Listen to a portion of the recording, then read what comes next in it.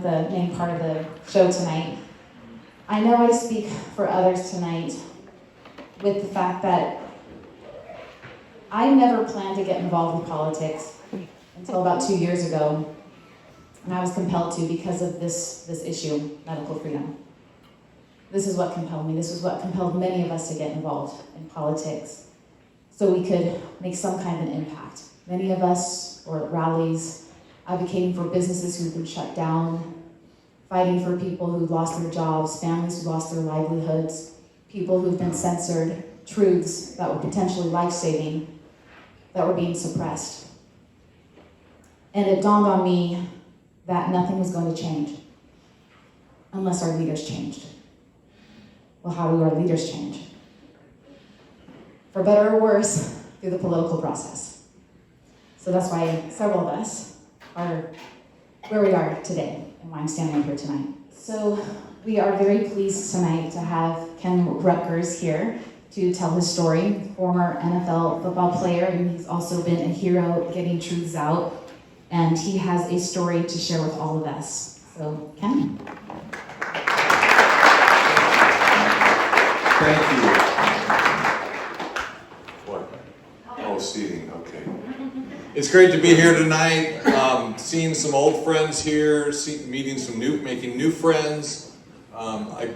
I grew up in Bakersfield, California. I have a couple of guests here tonight that came all the way up from Bakersfield, California. Wow. And they're here tonight. You guys stand up real quick. I know. Keith Stonebreaker and Eva Felix. When I was in high school, Keith was my quarterback.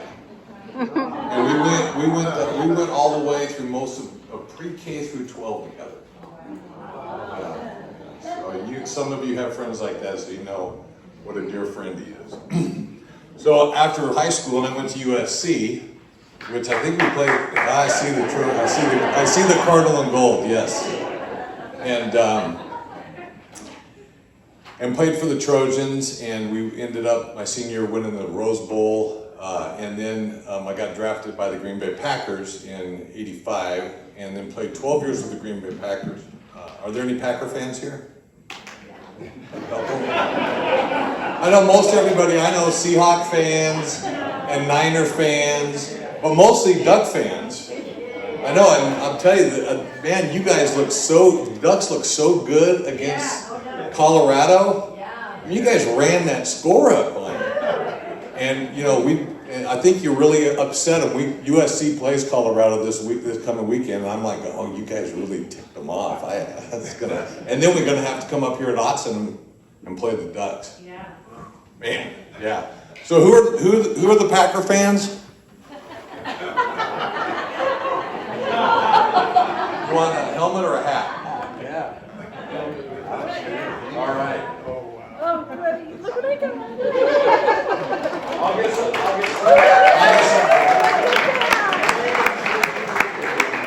I tell you, Packer fans are everywhere, right? And it started back in the 60s with the first Super Bowl win against the Kansas City Chiefs, and everywhere I go, there's Packer fans. And they are some of the greatest people.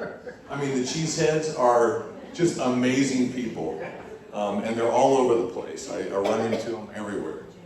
And you know, it's been such an amazing journey. I mean, you guys, we all have lives that have unfolded, and we all have these amazing journeys that we've been on, twists and turns and ups and downs, and fighting through those things. When I retired, well, let me tell you a funny story about my first election that I could vote in was in 1980, and I voted for Ronald Reagan. And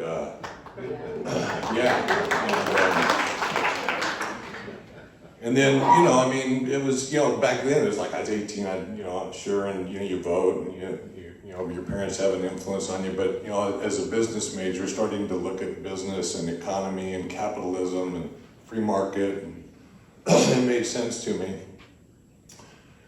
And then went to Green Bay, and I was able to campaign with the first George Bush in one of his campaigns. You know, a bunch of us offensive linemen and a couple linebackers got together and stood up on stage and flexed our muscles. And then this really interesting guy won the speakership, Newt Gingrich, and I got a chance to tour him through the Packer Hall of Fame, and that was kind of interesting and fun. And then I hear this guy on the radio in the mid to late 80s, and I'm like, who in the world is this guy?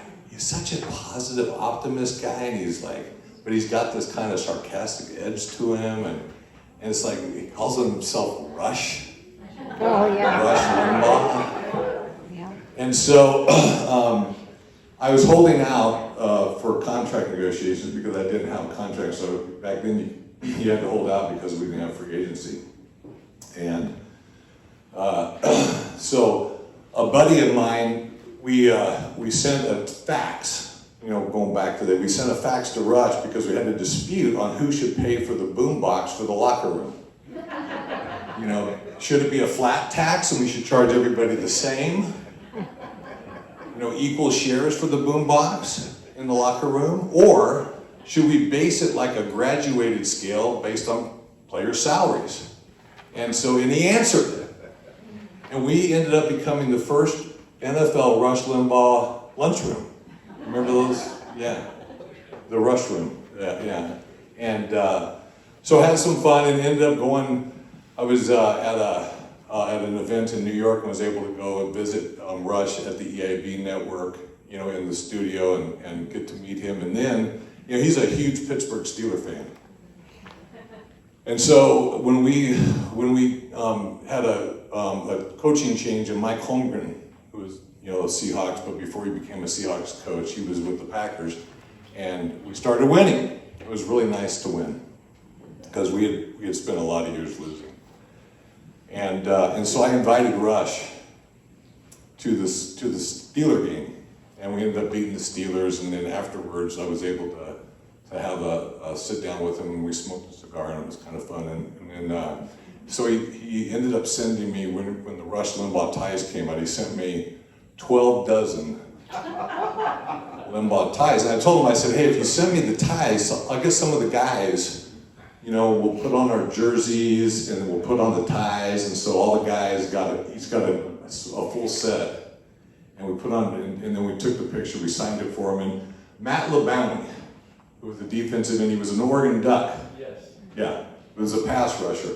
Matt LeBounty turned his back and said LeBounty, and he put the tie on the back, and that was his protest because he was an environmentalist and Rush was not, up to snuff on to Matt's liking, and so Rush just thought that was the funniest thing. But the thing I loved about Rush is he was such a warrior for what he believed in, and yet he was such a happy warrior. I mean, the sarcasm, that cuts. That can, that cuts. But when meeting him, he was always such a positive, hopeful, happy, and fighting the battle on life's journey.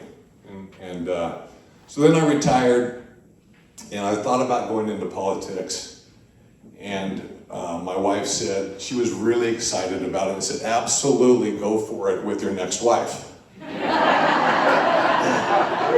So that problem was solved pretty quickly. And I'd written a book toward the end of my career called Home Field Advantage, and it was to encourage dads to be role models for their own kids, that they had the power daily to influence their own children. That was when Charles Barkley had come out and said, athletes are role models, parents should be, and I said, well, no, I think it's a little more involved than that, Charles. And so in retirement, I was in Green Bay, and I was working really hard to help my wife become more efficient as a housewife and a mother. I was, 34, 5 years old, and I really didn't have much to do, so I thought that'd be a good project. And of course, that wasn't working, so I took a job with a publishing company to save my marriage, and that worked out really well. And so ended up in Sisters 25 years ago, working for a publishing company, Publishers. Yeah, that's how I got to Central Oregon. Although Both my parents went and graduated, as did my brother, from Oregon State. My mom grew up on a wheat farm near Morrow, Oregon. So, yeah, I've got some Oregon in me, yeah. And so was doing that, and then I had a teammate that got in a standoff, in a shooting standoff with the SWAT team, but he was unarmed, and so he took 8 bullets and was killed in Fresno, California. And so I left publishing, started a nonprofit for sport career transition. So I still do some of that today with the NFL. I got kind of tired of that as a nonprofit, so they took a lot of my program and implemented, which I thought, boy, that's good. It's about time that the NFL does that, because that transition is tough. And so then I took a job, tried my hand at teaching at COCC, and I'd been coaching for a lot of years, and I thought, I like to try and teach college sport and society and intro to sociology, and it's been a great journey. Learned a lot. It's certainly, academia. Well, I will tell you this one little snippet of the challenge, right? I had a colleague who I teach sociology, right? So I have my undergrad and master's in business, and then I went back and got my PhD in sociology to study sport career transition. And so one of the professors said, help me understand this. How can you be a conservative or lean conservative and teach sociology? I said, well, it's a science, right? And she said, oh, yeah. And so, that's the search, right? And so I've had such an amazing journey. I feel so fortunate, so blessed. Definitely some ups and downs. And then at the beginning of 2021, haven't we all experienced such a journey these last 3.5 years? I mean, it's been absolutely crazy. And, lockdowns in schools and hospitals and medical nurses and social distancing and masks and the level of fear. The early models that turned out to be a little bit more fearful than accurate, which is what a model, I guess, is, right? Or can be. And so when the vaccines and the hopefulness of the vaccines rolled out, my wife was she was working on her master's in counseling. And so she was doing social work as part of her internship.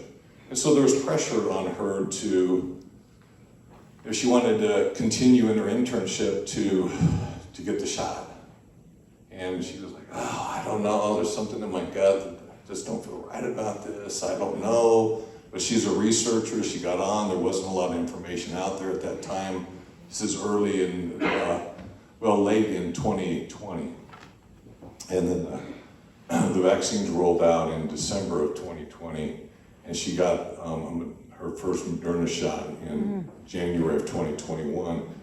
And within 24 hours, she started getting very swollen lymph nodes on her neck, and pain and numbness that started in the back of her neck and went across her scalp within 48 hours. Went to the emergency room, and that was one of a few visits within that first couple weeks.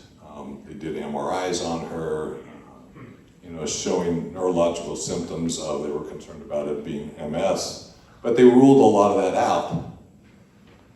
The first neurologist she saw in Bend said, I don't know, you've done the MRI for MS, it's not MS.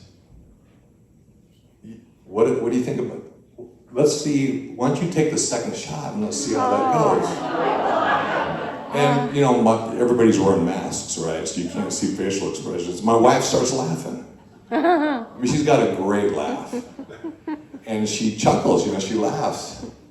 And the doctor says, no, I'm serious. And so she found a second neurologist who's been with her for the last 2.5 years, and just phenomenal, and acknowledges the high probability that it was the shot. You know, was a reaction to the jab, to the vaccine, which shouldn't surprise. I mean, to me, it's like, why would that surprise us? I mean, we acknowledge people get allergic reactions to peanuts. There's peanut allergies, right? People are lactose intolerant. You know, things we put in our bodies or things that rub up against our skins or things that we breathe in, we sneeze, we have allergies. We have reactions to things we interact with. And historically, we know that the data shows that other vaccines in the past have also caused different reactions, injury. So I don't know why we would be surprised or in disbelief, but many of us were.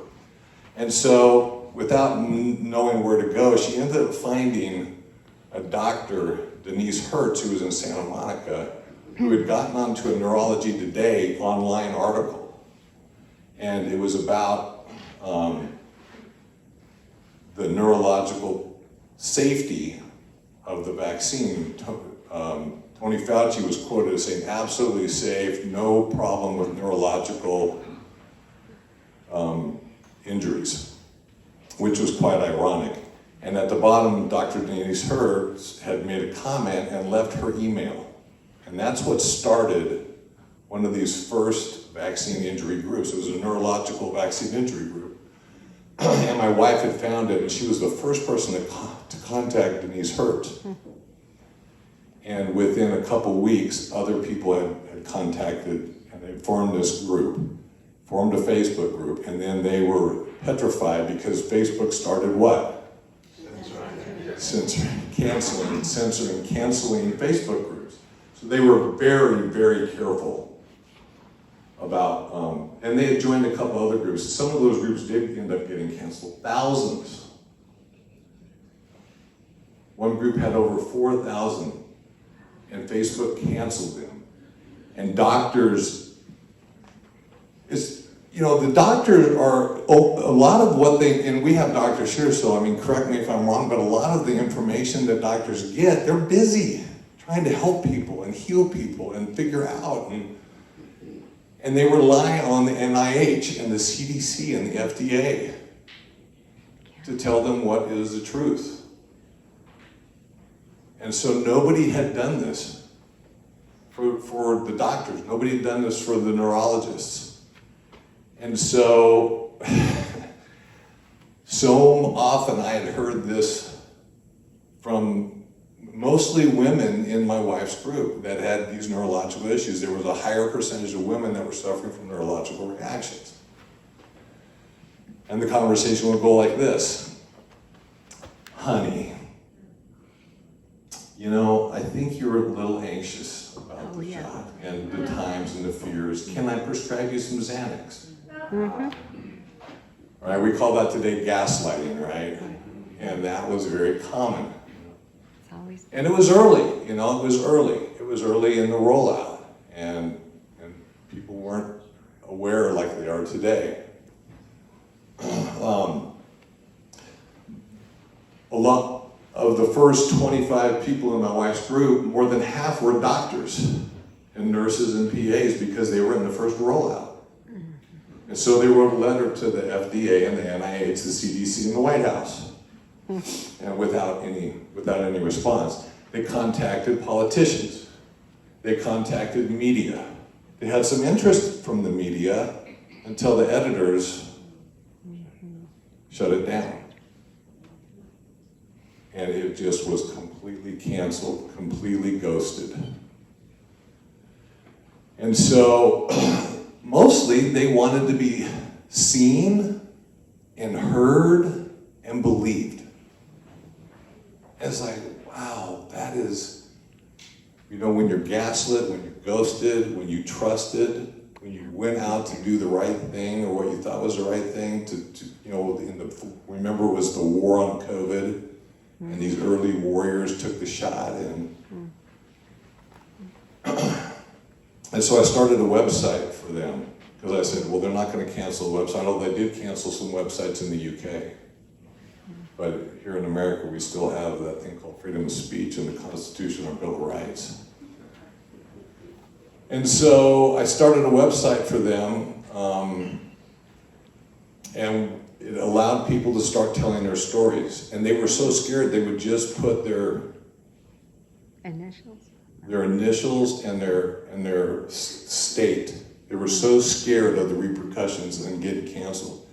And then I started interviewing them, like video interviewing them, and I'd take it down to about a 4 or 5 minute sound bite and it was very helpful. And then I thought, I was editing the video of a 12-year-old girl, Maddie DeGarry, from Ohio, from Cincinnati, who had spent 3 months in the children's hospital and ended up, she was in the youth trial. And she ended up in a wheelchair and a feeding tube. And I was interviewing her and her mom. And I'm editing, and you know, when you edit and you're trying to make it real tight, you hear the same video clips, the same sound bites over and over again. And I was like, wow, there's got to be something. And we tried so much. And I said, God, you know, if I was a politician, it just seems like this is such low-hanging fruit. You got these people that are amazing people that did what they were asked to do for the good of our society, and they did it, and we're leaving them on the battlefield. That's right. And all of a sudden, I'm sitting there, and I thought, for whatever reason, this guy, I'm like, oh yeah, there was that senator, there's a senator in Wisconsin. I mean, I'm out here in Oregon, I'm teaching, I've, you know, had this amazing journey in Oregon, and I thought, what's his name? Ron Johnson. Ron Johnson, yeah. I don't know Ron Johnson, but, you know, shoot. All right, I'll throw that Packer thing in there. I'll throw it down, see if it gets any reaction. I can do that. So I talked to the lady that answered the phone. And I just explained who I was and what had happened. I said, I don't know if this is in your wheelhouse or not. I don't know if this is, you know. I said, but if it is, here's my number. It was on a Thursday. By Thursday night, he called me back. And he said, you know, why are you interested? I said, well, my wife was injured, you know. I mean, he said, tell me about it. I thought that's probably what was going on. He said, can you get a few people from your wife's group to tell this, I want to hear their stories. And, you know, wants to hear the details, you know, how many. And so he brought Dr. Peter McCullough and himself on a Sunday night for over 2 hours, asking questions, taking notes, listening to about a dozen women tell their story about their journey through this injury. And it was interesting, right? Because when he called me back and said yes, and I'm like, oh, I was so excited. I was in tears. And those tears said what? Somebody values these people. Somebody thinks my wife's life is worth listening about. And so I called, there's probably in when we ended up doing, when we were doing the website, there was another lady in the group, Bree Dressen, who had done the trial and had lost the use of her legs for a while and then regained them. And she and I kind of managed the website. And so I called Bree and I said, Bree, you're not going to believe this. Ron Johnson actually called us back. She's like, no way. So she got the word out, and then she called me back and she said, oh, yeah, I don't know about this.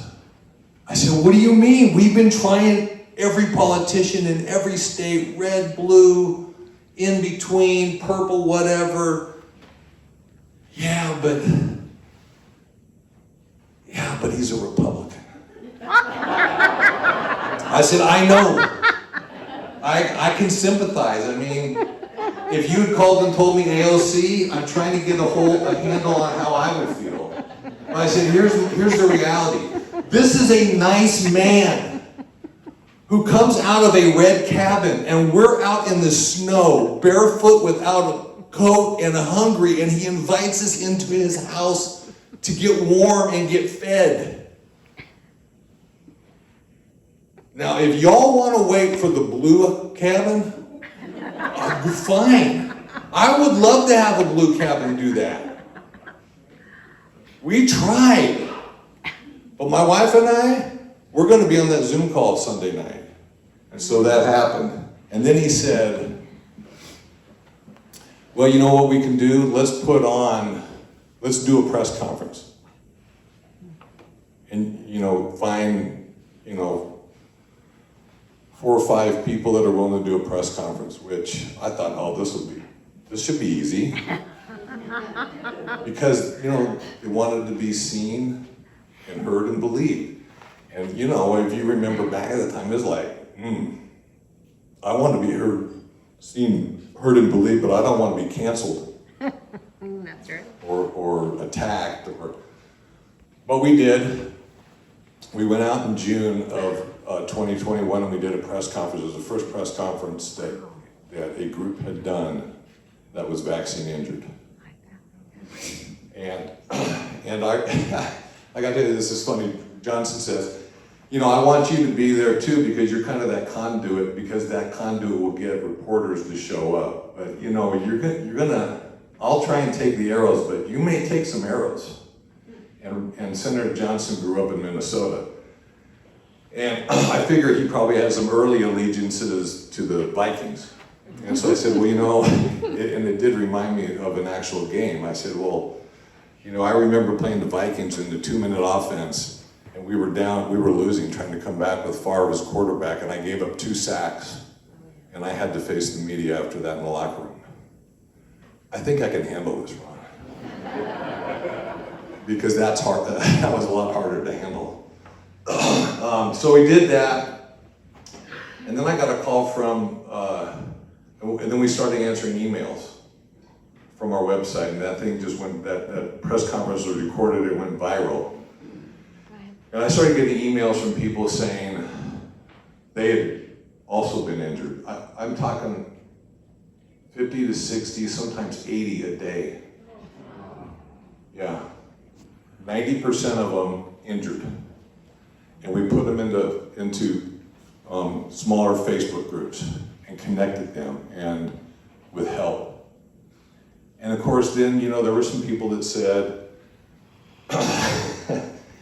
are these paid actors that are on your videos on your website? I said, no, and then, some angry people that were, saying, oh, this is, and then we had some people too that had been in the, in the pro-health freedom space that said, it's about time. And yeah, you know what, I emailed them back and I said, you know what, you're right. I'm sorry. It is about time, you're right. Even though my initial reaction was like, and so then I got a call from this guy named Robert F. Kennedy Jr.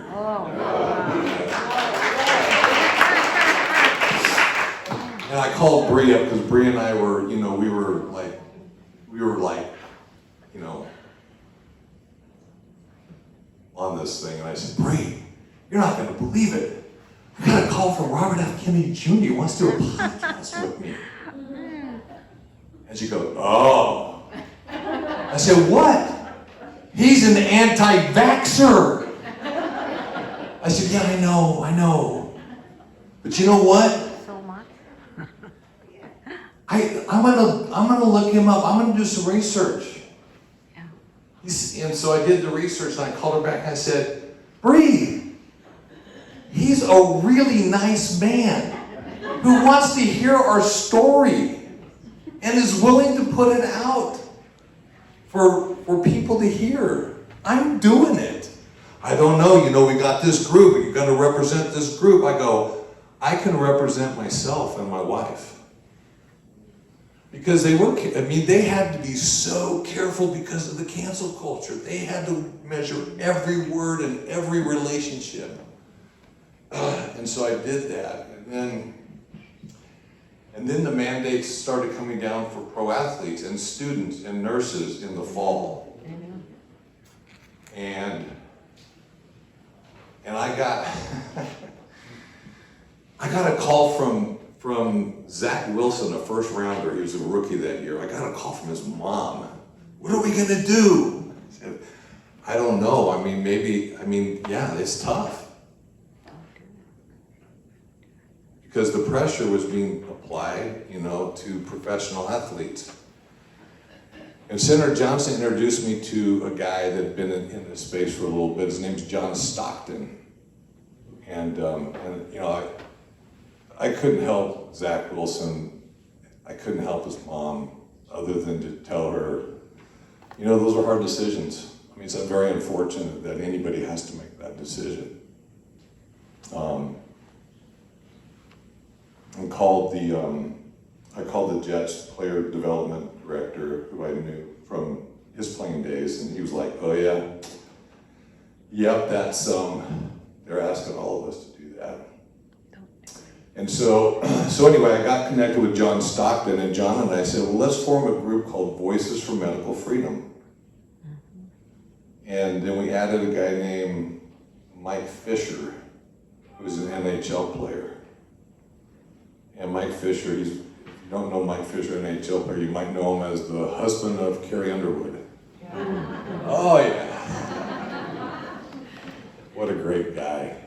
Just a humble guy. And so we started this group, and we started adding athletes and some entertainers and comedians and kind of one of those things of, hey, because people were still so scared to step forward. And it's like, you know what, join this group. It's a process, it's a journey. You're ready when you're ready, and if you're not ready, you're not ready. But let us help you understand with data and details and history and politics, all the things that are involved in where we are today. And then if you're ready, we can, do podcasts. We can, get you connected with interviews. And a lot of them ended up doing some interviews with Children's Health Defense. Kyle Dake, Olympic wrestler, 3-time national champion in wrestling at the collegiate level. Anyway, so we formed this group, and then, honey, do I have some more time? How much time do I have? Are we doing all right? Did you call her honey? Connie. Oh, Connie. Yeah. Nice, Scott, thanks. All right. And so Johnson was coming out strong. I had, Robert F. Kennedy had, been in the space for a lot of years, and so they were, all the fact checking now was going down. This was a year later, so early 2022. He said, hey, there's this guy that writes for the Washington Post, and he's fact checking what some things I said about, and Senator Johnson he learned his lesson in his first term they all, as politicians do, right? You learn how to navigate what you say. And so he does a really good job of asking questions, which is good. I think that's a good thing, right? So somebody might know, for guy's first name's Glenn. Glenn Beck? No, works for the Washington Post. He's pretty well known in the fact-checking world. And so he says, can I have him call you? And I said, sure. So we email back and forth. And Glenn, we finally get on the phone, and Glenn calls me, and we're start talking about the issue. And I said, well, now wait a second, Glenn, real quick. You're fact checking, and we haven't even talked about the fact. What is the, so I know, what's the fact that you're, what is it? Greenwald. Glenn Greenwald. Yeah, yes. He Glenn. lives in Rio. Does he? Every time I see his pictures, get Rio. Technology. Okay, so I say, yeah, so what's the fact that you're checking? I mean, you know, so I know what I'm talking about, or at least I have a chance. Well, I'm not really checking a fact. I said, well, Glenn, that's gotta be a really hard job to be a fact checker without a fact check. He said, well, it's really what he said. And I go, oh, okay, all right. Well, do you have a quote? Can you tell me what he said? Well, it's not like verbatim what he said, it's what he intuited. I said, you mean how you interpreted what he said? Well, yeah. I go, all right, tell me how you interpret it. So he told me, you know, it was kind of, you know, the whole anti-vax thing. I go, all right. I said, so what I hear him asking questions or saying is, and it was about the athletes, the sudden death of athletes, sudden death, that people were going down, athletes were going down. And I said, so let's see here now. He said he's made observations that there seem to be an increased number of athletes dying suddenly on the pitch, on the field, on the courts. Yeah, okay. And then out of that observation, he makes an opinion, which in science we call a hypothesis. And he says, yeah. I go, okay. And then he said, we should study this. Yes. You see what I'm saying, Ken? He wants us to study this. He's saying this thing. I said, that's not what I heard. I heard the scientific methodology. And so anyway, yeah. So a few days later, he comes out with the article. It's like, oh my word. I mean, yeah. I called Senator Johnson. I said, man, thank you so much for throwing me under that bus. I said, man, he put that thing in reverse forward a few times. Yeah, the media is very powerful. And so,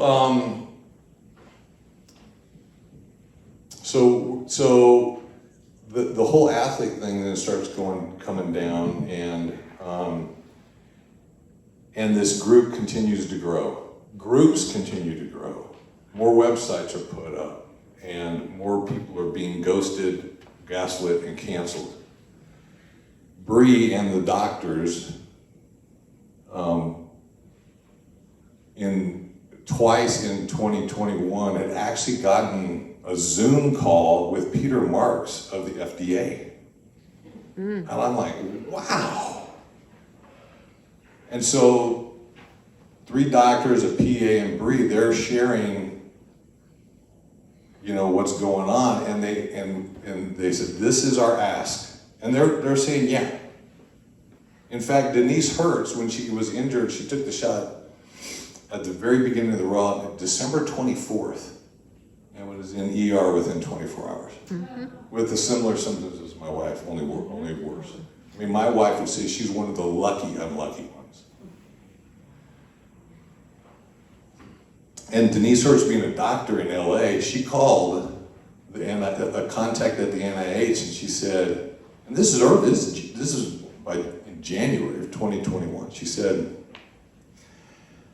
hey, I've got neurological issues. I'm starting to get in contact with other people who have neurological issues. And her contact at the NIH said, oh yeah, we know. Right, so when they got on the Zoom call, what they asked the FDA for was one really simple thing. You know this causes neurological, yes.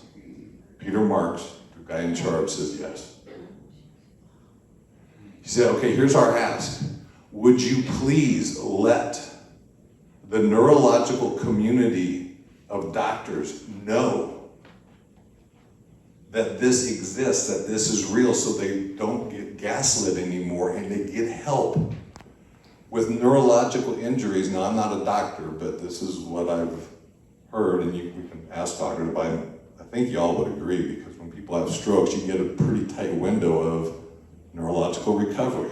Mm-hmm. And so they said, because if we can get neurological help instead of Ghosted and Xanax, we might be able to help people in a timely way that would bring some amount of restoration or healing, or at least not let it get worse. They ended up eventually having 6 different Zoom calls over a 1.5 year period. And yeah, it was quite interesting. So wait, and I'll wrap this up, and then can we do questions? Sure. And so John Stockton and I, we've been doing a podcast now for almost a year. We've had some amazing people on our Voices for Medical Freedom podcast. We've interviewed Dr. Pierre Corey, we've Ed Dowd, Naomi Wolf, 2 hospital nurses and a hospital PA that had contacted me shortly after we did the press conference in summer of 2021, who said, they emailed me. They were one of the emails that came in. One of the 60 to 80 emails came in and said, I'm a hospital PA. This is an example. I'm a hospital PA in New York. You won't believe what I'm seeing. I said, can we talk? She said, yeah. She said, 40% of, I live in a rural upstate New York, 40% of my population is vaccinated. 80 to 85% of the people in the hospital that are sick are vaccinated. Yep. Whoa. Now, you got to be careful about the conclusions you jump to, because probably you've got early on you probably had older people getting the shot, so they're going to be more susceptible at that age, right? So, but we've had some really interesting, and eventually that PA who was reporting to VAERS as is required by our federal government, she got walked out because she would not stop reporting vaccine injuries to VAERS by our hospital. Yep. But we've had interviews with Kenny Maurer, an NBA ref, whose religious exemption for the mandate was denied. A couple of ESPN people who are in a court battle for the same reason. I just recently talked to a Nike employee who had to leave the job because her medical and religious exemptions both were denied. So evil. Honest, I mean, you know what? If I hadn't been through this and had a front row seat, I would, I'd be like, I don't believe it. The stuff that I'm telling you is like, it's gotta be, if you haven't dove into this space, it'd be tough. Yeah. Trying to think if there's any, now Bree and a doctor from Wisconsin, Joel Wolskog, they're hoping to get it up by January. They're starting a medical clinic in Dallas, Texas, to help the vaccine injured. And this is something our government should be doing. Right. I mean, there's this thing called the VICP, the Vaccine Injury Compensation Program. It doesn't apply. And so every vaccine, right, that we give out, especially to kids, right, dozens of on the schedule, we get taxed, and that tax money goes into the VICP. And then when you're injured by it, and this was, Congress passed it, Reagan signed it, the pharmaceutical companies said, you know what, we can't stay in business if we don't. The liability issues, I mean, we can't make a perfect vaccine. That's documented. And so Johnson put together with some colleagues a bill that would have the COVID-19 vaccine put into the VICP. Okay, that sounds like a no-brainer to me. Every other shot we give is in the VICP. You put on a tax, you collect money, you pay out. I'm not saying it's the best or even a great solution, but okay. They couldn't get Not on this one. They couldn't get a bipartisan bill put together. I called both of our Oregon senators 8 times each and never got a return call. So, yeah, it's been quite a journey, and it's been, I mean, all the stuff I've told you tonight, the athletes that went down, you can go to goodsciencing.com, and Peter McCullough has been through, they list all the athletes. They list every single athlete that's in their study. And as much information as they could glean, because in the age of the internet, you can collect it now. I wouldn't say it's the most high-level scientific study. It's doing the best you can with what you got. But when you look at the baseline done by,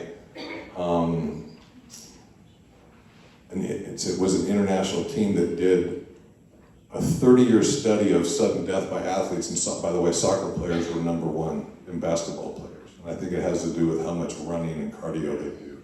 I mean, in football, we do like about 3 to 4.5 seconds, and then we get 30 seconds. And we 4.5 seconds, then we go sit on the bench for a little bit, and then we come back off. And so, during this COVID-19 vaccine period, sudden death spiked over an 18-month period tenfold. Mm-hmm.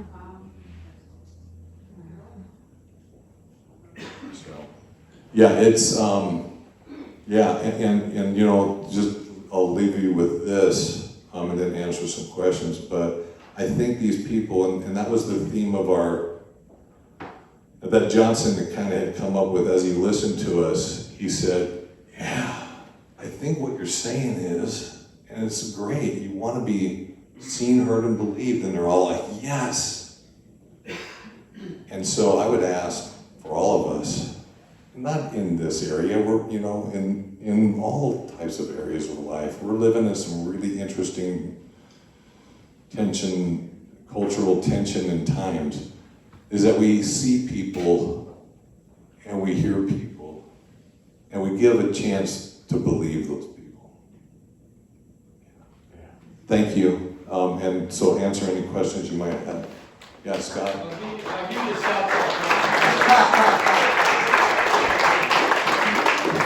softball question for all you guys that have really difficult questions, okay? John Stockton. You talk about the Utah Jazz, John Stockton? Yes, John Stockton, the Utah Jazz. And he is the most humble. And of course, you know, I remember watching him play because he's in the Basketball Hall of Fame. And first of all, I expected him to be, because he looks short next to like 7-foot tall guys, right? So I expected him to be about 5'8". No, he's about 6'2", and just the nicest guy, the most humble guy. He knows, I mean, and he's done his research, he knows his stuff, just amazing. And one thing I forgot to tell you, but he and I, it's funny, he and I and Kenny Maurer, the NBA guy, we got the 3 of us, plus Johnson, plus Kennedy, plus a couple of ESPN folks, plus a Navy SEAL, and Coach Rolovich, the Washington State coach that had gotten fired for, And we got, all of us flew out to Nashville and did a 3-hour in-studio interview with Jason Whitlock. Oh, wow. Yeah, which Whitlock was like, this is so amazing. I was gonna try and cut it to like an hour, hour and a half. I gotta run the whole thing.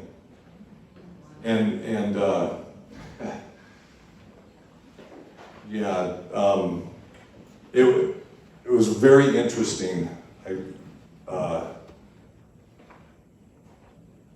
It was intentional that Kennedy and Johnson weren't on the set at the same time when we were recording. But behind, you know, in the green room, Stockton says, we're, sitting around eating some really good Nashville Southern food, and you're waiting to get the stage all set up and stuff, and Stockton, we're all sitting around, Kennedy's there, and Stockton goes, "Hey, Bobby, with all this, information coming out about, your uncle, what do you think about who killed your uncle?" I'm like, "John!" But you know what? He sat there for 40 minutes, Bobby Kennedy, and answered that question, and then started talking about his dad. It was just, and he's starting to come out, he's starting to be more transparent about it, but wow, it felt like sacred ground. It was just, you could hear a pin drop, yeah. How's your wife doing now? How's my wife doing now? Thanks for asking. Yeah, so in some ways, she feels she's doing better, and in other ways, she's doing worse. So so she had tremors within the first couple months that started, and that's getting better. They have these, what they call these electrical currents going through them. I have no idea what that feels like, but they've told me that it's like, remember when you were a kid, or maybe if you're a dumb kid like me, you take the battery, the little 9-volt battery, and you put it on your tongue, and, Scott's going, yeah. Yeah. And they say that's what it feels like through your whole body. Yeah. So that still persists when there's a lot of stress. These things get worse.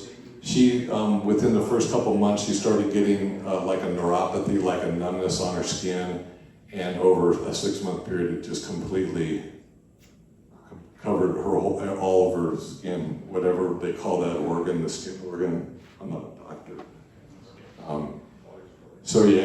And some of the people in their group have committed suicide because of the what's going on in their head with pain and the electrical stuff. Others are talking about yeah. Have you, because of this journey,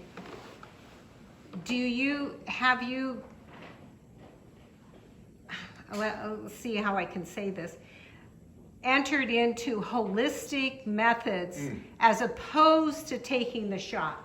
In other words, this was a virus, and there are techniques. The team that I work with in California, we all trained each other through Marcola and other amazing people on the internet on how you can stop the replication of the virus with zinc shots and all. So we all vowed to never take the shot, and we had holistic approaches.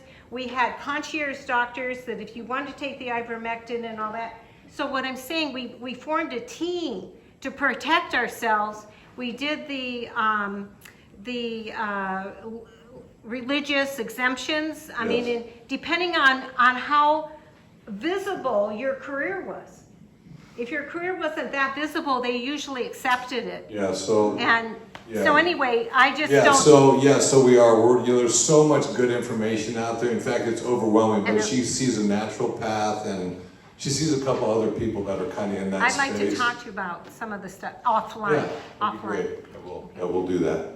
And I will say, going on it, because there's a lot of promoting of products, and all kinds of that I think are good. But some of it's. But so far as a group, okay, not only have they not identified kind of what's causing this, because there's different theories out there, but they haven't found.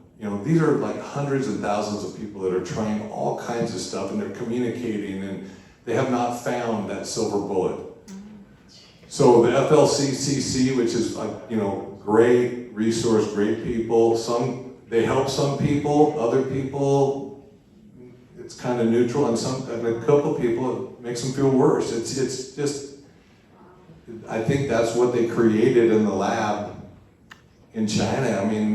They did a good job of making a weapon, yeah. From where you sit today, what do you think the numbers are for the Yeah, I mean, that's a poke in the dark. I think the best, looking at all the different, data and guesses, and I think like 6 to 8% would be severe injury from, that would be heart, cardiovascular, brain, neuro, things like that. When you say 6 to 8%, is that just of the people that have been injured or the total population? 6 to 8% of the people that took the vaccine. Oh, that took the vaccine. Now, yes. That's huge. Well, when you compare it to other vaccines, yeah. Flu vaccine. Yeah, it is. And again, the numbers are all over the board. I've seen numbers a lot higher, I've seen numbers lower. How you define an injury, you start getting into the complexities of medical research and the human body. Yeah. So first of all, thank you for coming out and doing this and the work that you've done. The podcasts you've attended, the conversations, the people, the travel, phenomenal. It really is. So thank you for that. With all of this that goes on, I think I do, and I know probably a lot of other people think about the people in their lives that are in their family that have taken the shot. And it's a hard conversation. It is. And I'm curious along your travel, what you kind of gleaned out of that and how you might evangelize that with respect and facts. That's, so facts are, there's so much data coming at us today. Facts are good, but they're really hard. But in how you use those, you beat somebody over the head with vengeance and Yeah. how open is somebody? And you're right, I mean, it causes rifts in families, in marriages, between parents and kids generationally. It's really been a tough 3.5 years for all of us. I have a couple brothers, but one of my brothers, and it's touchy. And I can't even approach him with hey, I'm concerned for you if you keep taking boosters. Oh, my God. When the whole pandemic of the unvaccinated came out, he asked me, what do you think about that? Which, really, lit me up. But I love him, and he loves me, and so we're working through it, and that's good. And I think,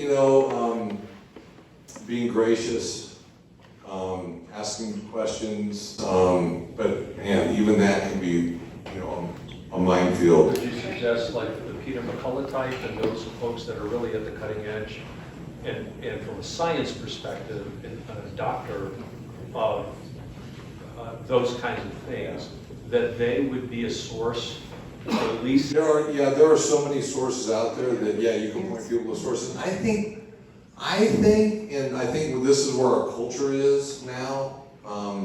I think we were kind of data, info, statistical driven 40 or 50 years ago. I think we're more of a narrative culture now. Yeah. And so to me, I think, and you've heard the story tonight, is powerful. You've heard other people's stories, whether it's racism or whatever the issue is. Narratives in our culture get an ear, and they get a heart, and they open people up without feeling. So tell your story. Tell someone else's story. Tell somebody, hey, you know what? I heard this guy, his wife is like crazy. That would be, because as a sociologist, I've watched the shift in culture, and I'll tell you, there is an intentional use of stories by different political and cultural, subcultural groups, and it works. Yeah. Go ahead. Of all the deaths from COVID that are reported in bears, how many do you think what percent do you think are actually COVID deaths? Because you mean the ones that were reported where they got comorbidities that were also present? Oh man, I have no idea, but I know that I know we incentivized. Yes. Oh yeah. There was rewards for, and I've heard stories of people, but as far as the number, the fact that I think we did set, I'm gonna be good. I think the fact, I mean, Kennedy talks about what an over-representation we are. I think there's a lot of that was incentivized. So the second part of my question is, do we have somebody with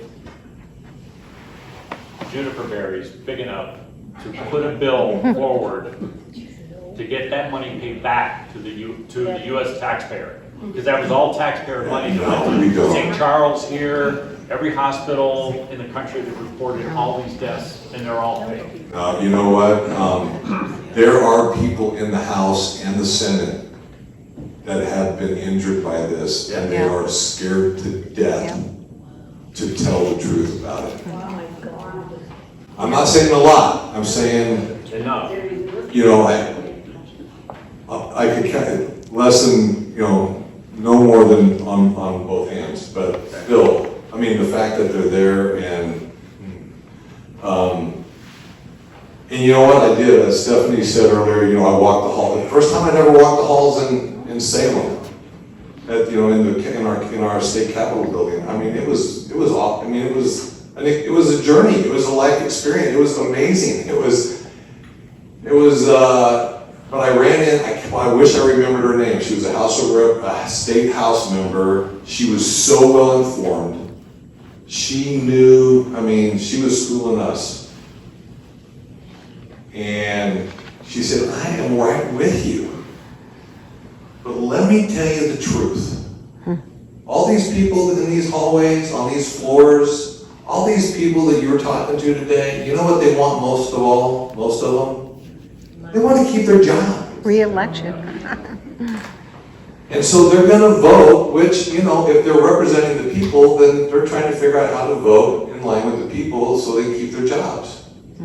And so she said, you know, if you want legislation passed, get on the phone, get on the fax, get on the emails, show up, whatever, or just talk to other people. You know, that's grassroots, right? And I mean, she's right.